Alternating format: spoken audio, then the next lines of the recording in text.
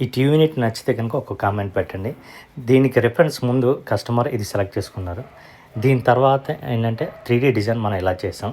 దీని తర్వాత మన అవుట్‌పుట్ అయితే టోటల్ అయితే ఇట్లా వచ్చింది.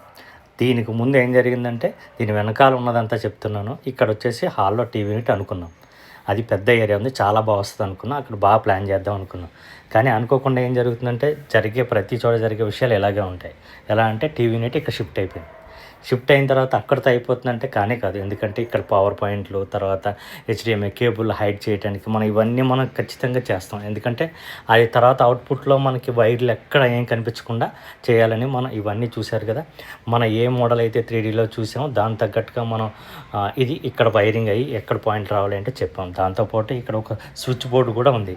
అంటే మొత్తం కంట్రోలింగ్ ఇక్కడికే రావాల్సొచ్చింది. దీన్ని బట్టే మనం ప్లాన్ చేసాం. చూడండి ఆ పక్కన డోర్ ఉంది. రైట్ సైడ్‌లో ఒక డైనింగ్ హాల్ క్రాకరీ యూనిట్ ఉంది. దీన్ని ప్లాన్ చేసుకుని చేయటానికి ఏం జరిగింది, చాలా పెద్ద టీవీ యూనిట్, ఇక్కడ ప్లేస్ ఏమో తక్కువ ఉంది. అయితే మనం దీనికి తగ్గట్టుగా చేయాలి కాబట్టి అట్లాగే మనం చేసాం. ఇక్కడ వైర్ పాయింట్లు చూశారు కదా, ఈ పాయింట్లు సేమ్ కబోర్డ్ అయితే మనం ఇలా వైర్లు అయితే వేసుకోవాల్సి వస్తుంది. పైన రైటు లెఫ్ట్ మధ్యలో ఒక వైరు రూఫ్ లైట్ కానీ అదే మన వెనకాల బ్యాక్గ్రౌండ్ లైట్ కానీ ఈ పైప్ మాత్రం కంపల్సరీ వేయాలి. ఇది 2.5 ఇంచ్ లేదా 2 ఇంచ్ పైప్. అది దాంట్లో మనం హెచ్‌డీఎంఐ కేబుల్ వేస్తాం. అది అయిపోయిన తర్వాత మనం ఈజీగా మనం వైర్లు హైడ్ చేసుకోవడానికి అదైతే వేస్తాం. ఇదంతా చేసిన తర్వాత వర్క్ కంప్లీట్ అయిన తర్వాత ఇప్పుడు ఇట్లా ఉందండి.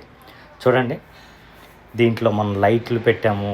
ఏది చిన్న వెనకాల లైట్లు ఏది మన రూఫ్ లైట్ పెట్టాము. తర్వాత కింద ప్రతి షెల్ఫ్లో చూసారా, ఈ షెల్ఫ్లో కూడా మనం ఒక స్పాట్ లైట్ అయితే అరేంజ్ చేసాము. అట్లాగే బ్యాక్ సైడ్ కూడా లైట్ ఉంది. ఆ లైట్ కూడా అన్నీ అయితే అరేంజ్ చేసిన తర్వాత అవుట్పుట్ ఇలా ఉంది. ఈ ప్రొఫైల్ డోరు పైన గ్లాసెస్ అన్నీ వేసిన తర్వాత ఇట్లా ఉంది. మీకు నచ్చినట్టయితే లైక్ చేయండి, షేర్ చేయండి. Thank you.